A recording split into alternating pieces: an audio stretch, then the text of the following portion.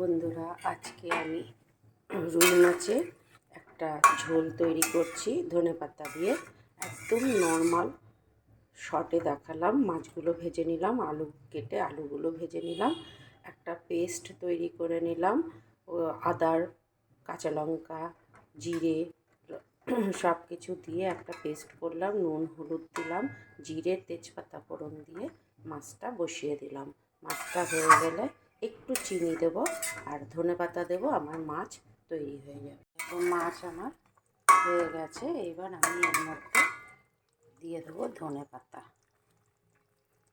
কত সুন্দর দেখতে লাগছে দেখো। একবার এই সহজভাবেই রান্না করে দেখো রুই মাছের ঝাল। একদম দারুণ গরম গরম ভাতে। আর এখন শীত পড়ে গেছে, নানাভাবেই ঠান্ডা করেও তোমরা খেতে পারবে। এর টেস্ট কিন্তু অনেকটাই বেড়ে যাবে। একটু দিয়ে দেবো চিনি।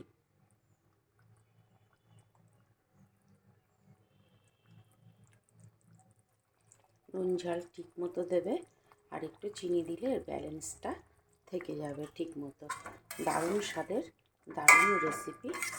একদম সহজভাবে দেখালাম, পুরোটা না দেখিয়ে। এইভাবেই তৈরি করো। মশলাগুলো করে নেবে, মাছটা ভেজে নেবে, আলুটা ভেজে নেবে, আর তেলে ফোড়ন দেওয়া যেটা বললাম সেইভাবে ফোড়ন দিয়ে তৈরি করে ফেলো, চটজলদি হয়ে যাবে। তাহলে চলো, টাটা। আজকে মতো চললাম, দেখা হবে নেক্সট রেসিপি নিয়ে।